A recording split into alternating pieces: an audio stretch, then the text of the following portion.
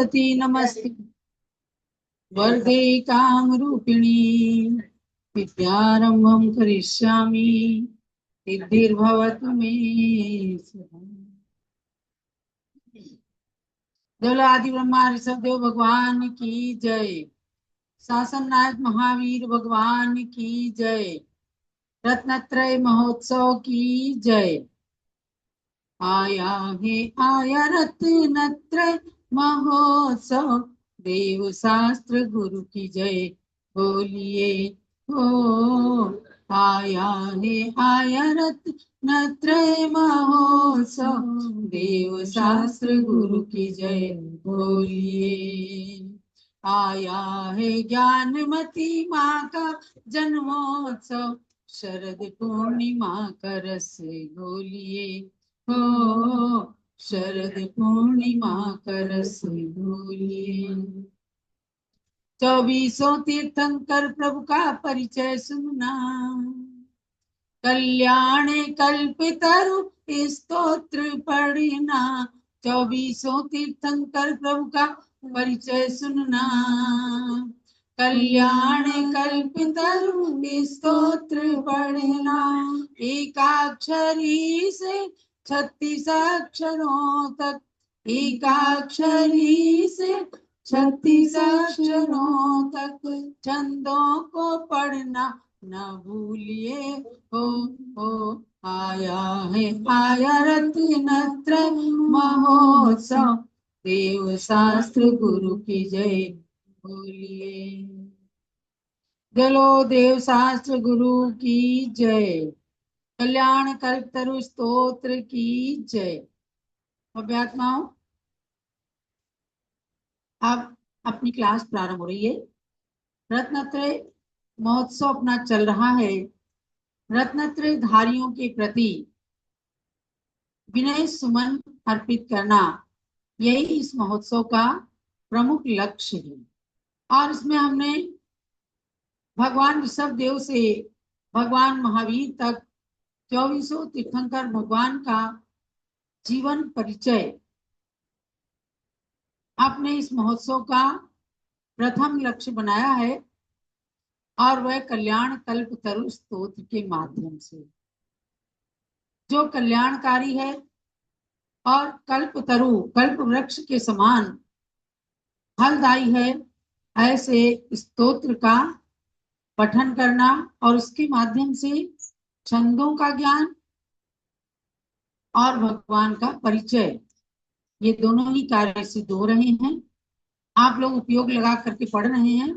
कुछ लोगों को हो सकता है समझ में ना आ रहा हो लेकिन आएगा, निश्चित रूप से समझ में आएगा क्योंकि जितना पूजा पाठ स्तोत्र वगैरह पढ़ते हैं सबके पीछे छंद छिपे हैं। छंद के बिना कोई स्तुति नहीं, छंद के बिना कोई संस्कृत का स्तोत्र नहीं। पहले देखती थी कि घर में सौभाग्यवती महिलाएं एक ज्वेलरी पहनती थी कलाई में, उनको क्या कहते थे सुभाष जी? छंदी कहते थे ना।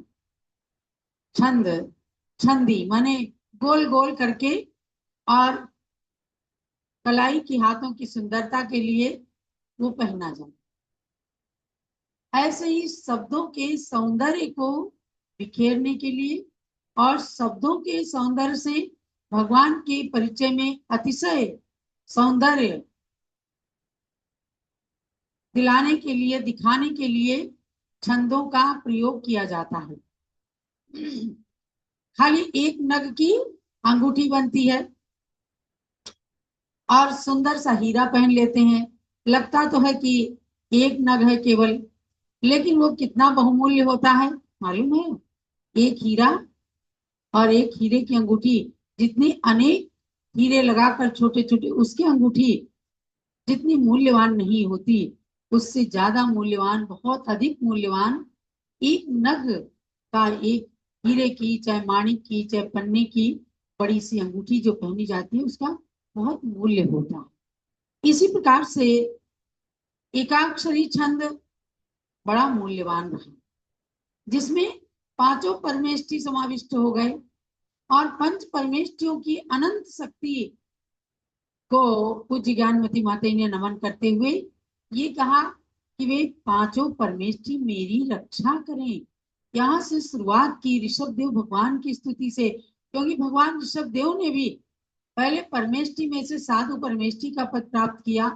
आचार उपाध्याय के गुण तो उनके अंदर स्वयमेव सब भरे हुए ही थे। कर्मों को नाश कर अरहंत परमेष्ठी बने और पुनः आठों कर्मों का नाश करके सिद्ध परमेष्ठी बन गए। तो भगवान के अंदर पांचों परमेष्ठी के गुण समाविष्ट। ऐसा एकाक्षरी छंद इतना जो एक हीरे की अंगूठी के समान मूल्यवान रहा है। तो ऐसे करके आपको अनेक छंदों में हमने पांच अक्षर के छंदों तक हम लाए और 12 श्लोक तक आपने पढ़ा कि 12 श्लोकों में 5 अक्षर के छंदों का प्रयोग किया गया। आप देखो कल कुछ एक दो प्रश्न किए थे लोगों ने कि जैसे मकार है यानी पात मम है, तो मम में माँ लघु है लेकिन उसको दीर्घ माना गया। ये नियम है छंद का कि पाद के चरण के अंत का जो अक्षर लघु भी है वह दीर्घ ही माना जाता है, लघु को भी दीर्घ माना जाता है। इसलिए आपको सब जगह ये बात ध्यान रखना है। तो जो नियम व्याकरण में या छंद में बताए जाते हैं उन नियमों का प्रयोग पूज्य ज्ञानमती माते अवश्य में करती हैं कि उस नियम को साकार दिखाया जाए। एक तो बात ये हुई और दूसरी बात आपको जो यगण मगण तगण हमने बताया है, यानी छंद में 8 गण होते हैं और उसका पेज भी कल हमने आपके पास भिजवाया था कि किस प्रकार से वर्ण छंद में 8 गण होते हैं और उन गणों के अनुसार ही अक्षरों को गिन करके, ऐसा नहीं कहीं भी कोई भी अक्षर रख दिया छोटा बड़ा कुछ भी, वर्णों को गिनते हैं, उनकी मात्राओं को गिनते हैं, उनको लघु और गुरु जहाँ जिसकी जो आवश्यकता है उसके अनुसार ही प्रयोग करते हैं, तब जाकर के छंद परिपूर्ण होते हैं। और हिंदी के अंदर तो थोड़ा बहुत इधर उधर चल जाता है, लेकिन संस्कृत के अंदर एक अनुस्वार, एक विसर्ग, एक मात्रा या एक लघु और दीर्घ का अंतर छंद को भंग कर देता है। इसलिए छंद बनाने में इन चीजों को व्याकरण के साथ में एक एक अक्षर और एक एक मात्रा की अत्यंत आवश्यकता होती है। अब 8 गणों को आप देखिएगा कि आपके सामने ये है यगण मगण तगण रगण जगण भगण नगण रगण और सगण और ला माने लघु और गा माने गुरु। तो एक गण में पहली बात 3 अक्षर ही होते हैं, एक गण में 3 अक्षर। यगण में देखिए, इसको आप नोट कर लीजिए कि यगण में 1 लघु और 2 गुरु, 3 अक्षर रहे। मगण में तीनों गुरु, या माता राजभान से लगा वो हमने एक पंक्ति दी थी उसी के अंदर सब लागू हो जाते हैं। तो इसमें 1 लघु 2 गुरु, मगण में तीनों गुरु और तगण में ता राज 2 गुरु और 1 लघु होते हैं। ये प्रारंभ में आपको अगर छंद सीखना है तो आपको इतना तो ध्यान में जरूर जरूर रखना पड़ेगा। रोज रोज इसको पढ़िए और सुनिए, और जब पूरी पुस्तक आपको मिल जाएगी, बस 2-3-4 दिन में छप के आने वाली है, आपके पास पहुंचने वाली है। तगण और उसके बाद रगण, तो राजभा माने 1 गुरु 1 लघु 1 गुरु, अक्षर 3 होते हैं एक गण में। और फिर आया जगण, जगण में 1 लघु फिर गुरु फिर लघु। तो लघु और गुरु की पहचान भी आपको बताई गई है कि एक डंडा जो है सीधा सीधा ये लघु कहलाता है, और जो वक्र यानी इसके आकार का दिया गया है ये गुरु का चिन्ह है। और उसके बाद भगण में 1 गुरु और 2 लघु, भानस ऐसे उसका उदाहरण दिखाया गया। नगण में नसल यानी तीनों ही लघु होते हैं, 3 डंडे हैं इसमें। और सगण में देखो सलगा माने 2 लघु और 1 गुरु, ये सगण हो गया। तो ये 8 तो हो गए गण, और उसके बाद में लघु और गुरु, यमाता राजभान सलगा, ये हुआ। और इसके साथ में एक श्लोक आया था 8 गणों के लक्षण को बताने वाला। मस्त्री गुरु स्त्री लघु चनकारो भादि गुरु पुनरादि लघु, यहाँ जो गुरु मध्य गतो रल मध्या सोंत गुरु कथितोंत लघुस्तः। यद्यपि आपको इसको पढ़ाने की आवश्यकता कोई नहीं थी, आपको मैंने लक्ष्य बनाया था कि केवल स्तुतियां हम पढ़ाएंगे और कल्याण कल्प स्तोत्र आपके कल्याण करने में कल्प वृक्ष के समान फल देंगे। लेकिन जब छंद आए और एक एक छंद के अंदर इतना अर्थ छिपा था, तो मेरा मन नहीं माना और हमने सोचा कि इन छंदों को भी आपको पढ़ाते चलें, चाहे दिन भले ही निकल जाए।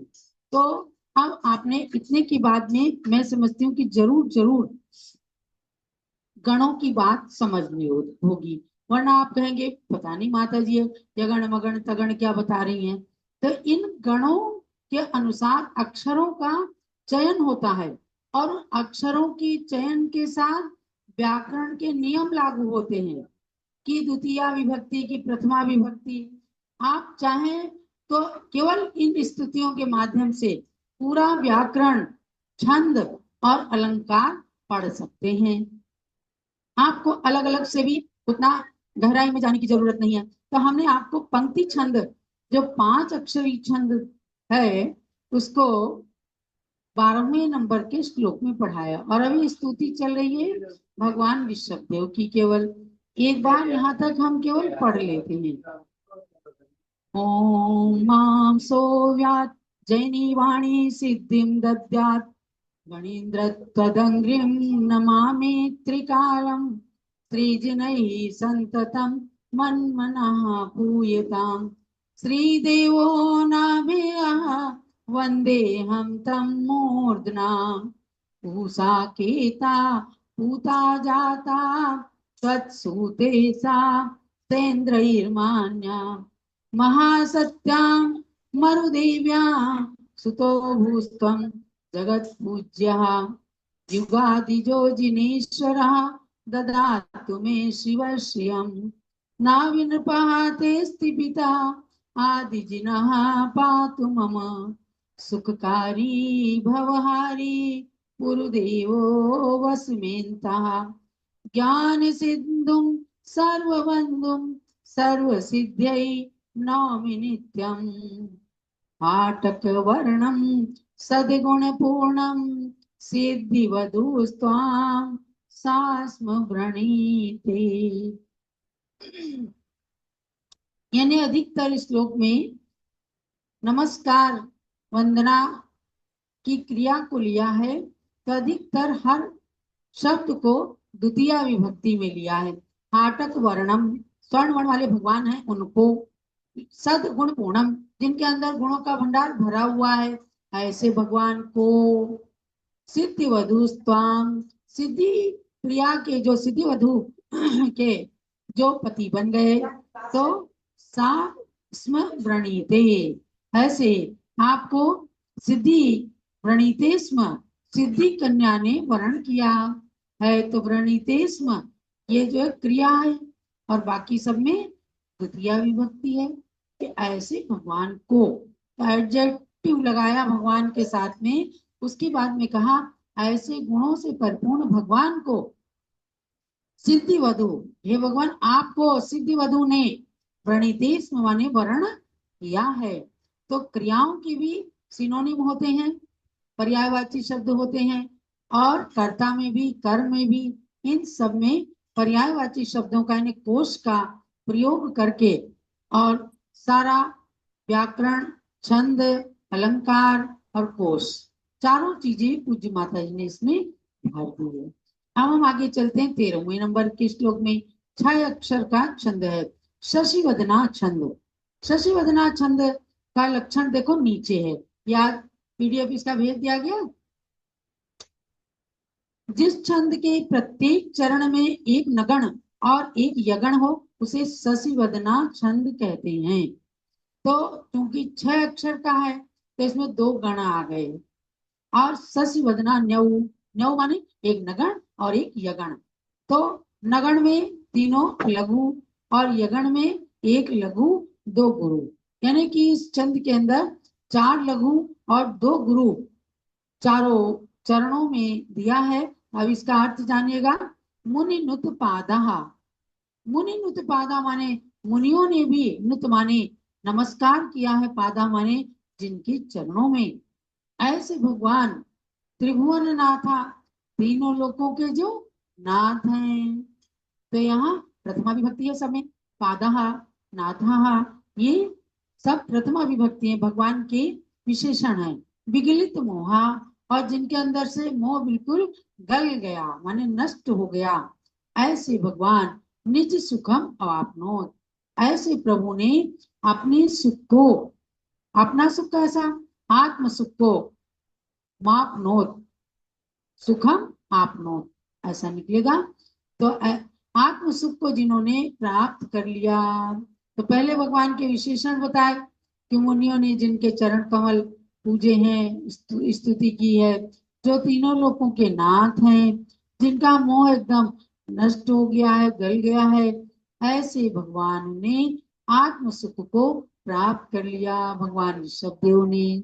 आगे चलते हैं। 7 अक्षरी छंद में मदलेखा छंद के अंदर स्तुति की गई है। मुसौ गा श्यान मदलेखा। अब 7 अक्षरी छंद में 2 तो गण आ जाएंगे और 1 अक्षर गुरु। तो मुसौ गा यानी एक मगन प्रत्येक चरण में, एक सगण और एक गुरु हो, उसे कहते हैं मदलेखा छंद। आप देखो इसके छंद के लक्षण को तो पढ़ लिया, एक एक अक्षर को मिलाना। कई बार जब छंद लिखना होता है ना, तो इन लक्षणों को पहले ऊपर लिख लेते हैं और उसके बाद व्याकरण के अनुसार एक एक अक्षर वहां पर रखते हैं, जोड़ते हैं, तब जाकर के छंद बनता है। बहुत ही उपयोग की स्थिरता और एकाग्रता की आवश्यकता होती है। ये मत सोचने लगना कि बस हमने पढ़ लिया और हम भी बनाने के अधिकारी बन जाएंगे, नहीं। पहले व्याकरण पढ़ना पड़ेगा, फिर छंद, अलंकार, होश। ये तो मैं आपको केवल बता रही हूँ कि आपके सामने बिल्कुल आईना है, इसलिए बहुत जल्दी समझ में आ जाएगा। तो मध्यलेखा छंद के अंदर कहा, देवेंद्र ही परिपूज्यो योगींद्रनुचिंता चक्रेशरभिवंद्यो वंदे तम वृषभेशम। खाली स्तुति नहीं है, 3 इंद्र को इकट्ठा कर दिया, यह अनुप्रास है। और बहुत बढ़िया कि देवेंद्र ही परिपूज्यो, इंद्रों के द्वारा, जो सौधन आदि इंद्रों के द्वारा परिपूज्य माने अच्छी तरह से पूज्य हैं, माने जिंद्र इंद्र भी जिनके चरणों में किंकर बन करके खड़ा रहता था, हमेशा भगवान को पूज्य मानकर पूजा करता था। और योगींद्र रनुचंत्या, एक तो स्वर्गों के इंद्र से लिया इंद्रों ने जिनकी पूजा की, और योगींद्र रनुचिंत्या, योगींद्र माने योगियों के इंद्र अर्थात गणधर देव ने भी जिनका चिंतन किया, अर्थात उन्हें मन में बिठा करके उनका चिंतन करके अपनी आत्मा को पवित्र किया। क्या मुनियों के इंद्र, योगियों के इंद्र आ गए। और तीसरा चक्रेशई अभिवंद्यो, मनुष्यों का इंद्र कौन होता है, चक्रवर्ती।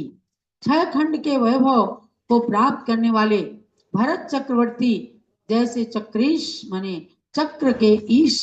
तो तीसरे इंद्र भी जिनके द्वारा अभिवंद्य यानी चक्रवर्ती के भी द्वारा जो सर्वदा वंदित हुए, वंदना जिनकी की गई, ऐसे तम वृषभेशम वंदे। इसमें कर्ता क्या छिपा हुआ है, तम वृषभेशम अहम वंदे।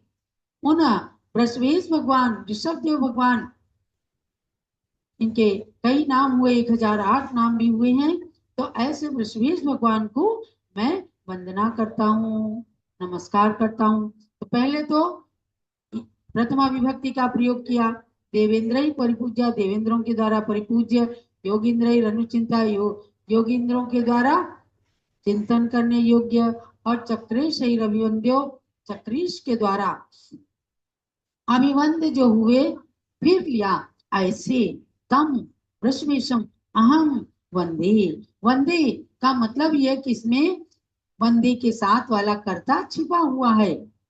अगर वंदती होता तो सा होता, वंदे है इसके साथ में अहम वंदे ये लग जाएगा। उनको मैं नमस्कार करता हूँ, उन ऋषभ देव भगवान को मेरा नमस्कार हो, मैं नमस्कार करता हूँ। अब आगे चलते हैं हम। अनुष्टुप छंद, ये सबसे ज्यादा प्रचलित छंद है और 8 अक्षरी छंद हो। 8 अक्षर जिसमें हो, तो 8 अक्षर में भी बड़ी नियम है। इसमें बताया गया कि जिसकी चारों चरण में 5वां अक्षर तो लघु हो तथा छठा और 8वां अक्षर दीर्घ हो, एवं प्रथम और तीसरे चरण का 7वां अक्षर दीर्घ हो, दूसरे और चौथे चरण का दूसरा वर्ण लघु हो, उसे अनुष्टुप छंद कहते हैं। इसका दूसरा नाम है श्लोक, श्लोक भी कहते। तो चौथे चरण का 7वां अक्षर लघु हो उसे अनुष्टुप छंद कहते हैं। ये थोड़ा करेक्शन लगा दें है ना। आप देखिएगा ये सारा लक्षण इसमें लागू होता है। इसमें भगवान की स्तुति की है। आषाढ़े सिद्ध पक्षे द्वितीया तिथिरुत्तमा सर्वार्थ सिद्धि तच्युत्वा मातुर्गर्भे समागता। अब देखो चौथे चरण का 7वां अक्षर लघु हो, तो चौथा चरण कौन सा है? मातुर गर्भे समागता। तो 7वां अक्षर इसका हुआ गता का ग, लघु है, तो पूरा लक्षण उसके अंदर लागू हो जाता है। तो आषाढ़े सित पक्षे स्यात्, आषाढ़ असित इसमें निकलेगा, आषाढ़े असित पक्षे, आषाढ़ बदी के पक्ष में, द्वितीया उत्तमा तिथि, द्वितीया जो उत्तम तिथि रही, यानी आषाढ़वती द्वितीया के दिन सर्वार्थ सिद्धि तच्युत्वा, सर्वार्थ सिद्धि नाम के विमान से च्युत होकर, वहां की आयु को पूर्ण करके च्युत होकर मातु गर्भे समागता, अपनी माता के गर्भ में आ गए भगवान। यानी अब इसमें गर्भ कल्याण की स्तुति कर ली कि भगवान ने आषाढ़ कृष्णा द्वितीया के दिन सर्वार्थ सिद्धि विमान से च्युत होकर माता के गर्भ में अवतार ले लिया। तब उस समय माता ने 16 सपने देखे थे और उन सपनों का जब फल पूछा था तो महाराजा नाभिराय ने उन 16 सपने के फल में बताया था कि ऐसे ऐसे विशेषणों से सहित है आपका पुत्र, और वह तीर्थंकर पुत्र आपके गर्भ में अवतीर्ण हो चुका है। तो आषाढ़ कृष्णा द्वितीया गर्भ कल्याण की तिथि है। आगे भी अनुष्टुप छंद में ही और भी श्लोक हैं। नवम्याम चैत्र कृष्णे त्वं जन्म प्राप्य प्रजापति ब्रह्मा सृष्टा विधाता भू युगादौ तीर्थ नायिका। विधाता भूत है ना, विधाता भू, वहां पर विसर्ग रख लेना, दा को, दा की मिस्टेक है इसलिए उसको डिलीट कर देना। तो नवम्याम चैत्र कृष्णे त्वम, हे भगवान त्वम चैत्र कृष्णे नवम्याम, चैत्र की कृष्ण पक्ष में 9वीं तिथि के दिन जन्म प्राप्य, जन्म प्राप्त करके, हे प्रजापति, प्रजापति भगवान, प्रजा नाम पति, रक्षक, प्रजापति ही। आज प्रजापति किसको कहते हैं? आज प्रजापति एक जाति वाचक हो गया, लेकिन यहाँ विशेषण वाचक है भगवान का कि जो प्रजा का पालन करने वाले हैं।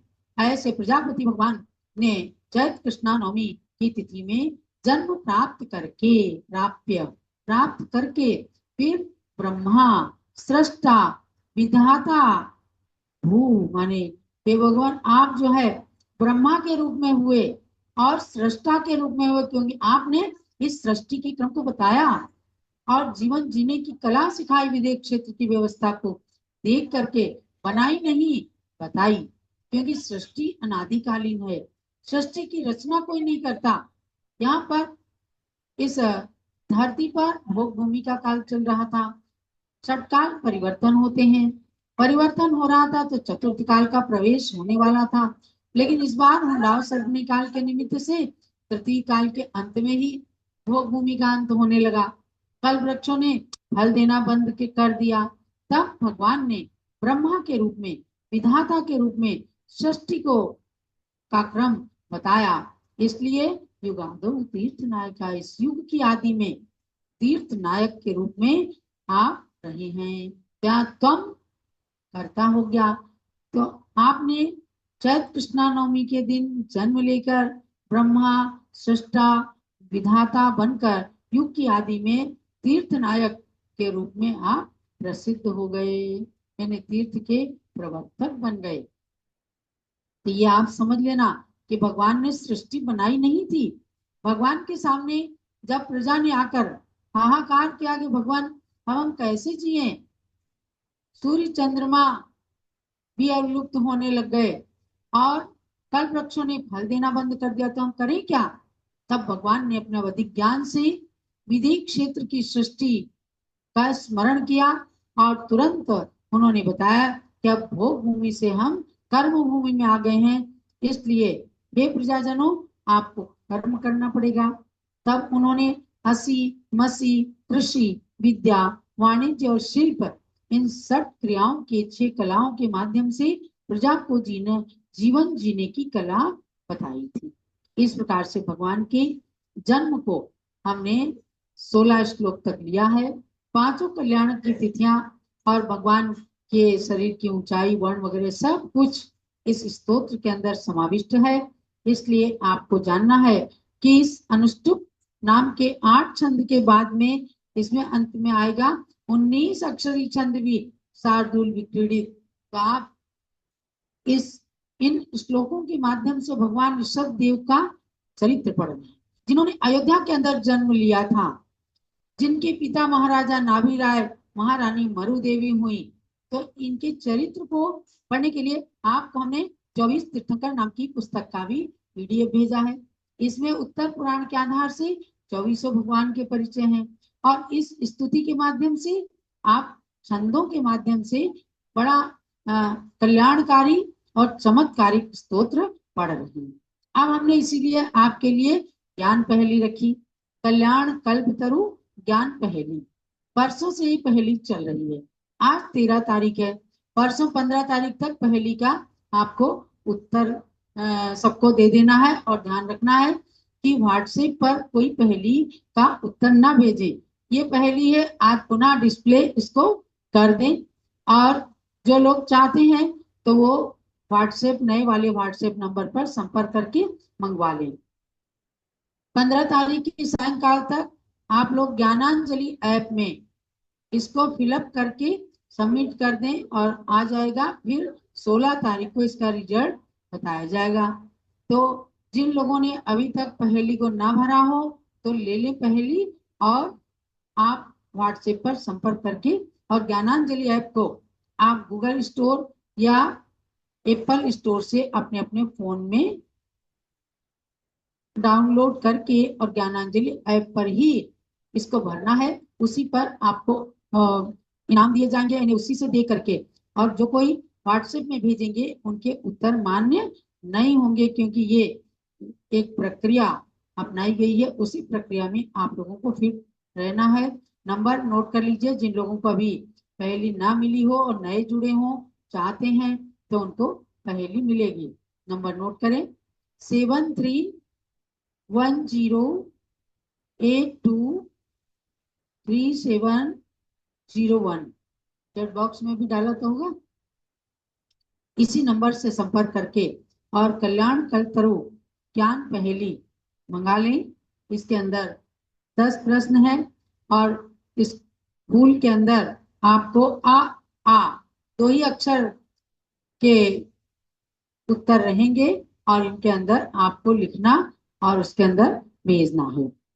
चलिए, इस प्रकार से आज की क्लास यहीं पर संपन्न होती है। कल हम कोशिश करेंगे कि भगवान ऋषभ देव की स्तुति पूर्ण हो, और सभी स्तुतियां इतनी बड़ी नहीं है, कोई छोटी छोटी भी, अजितनाथ भगवान की केवल 9 श्लोक की भी है। तो आगे हम इसी तरह से विषय को चलाते रहेंगे। आपकी कोई भी शंका हो, हम चाहते हैं ये स्तुति और छंद आपकी पूरी तरह से हृदयंगम हो जाए, और जो भी आपको उसके विषय में क्वेरी हो तो जरूर जरूर पूछें। चरण के अंत में, श्लोक के अंत में लघु अक्षर भी गुरु माना जाता है, ये श्लोक का नियम है छंदों का, ये नियम है, इतना ध्यान रखना। और हमने 8 गणों के आपको लक्षण बताए हैं।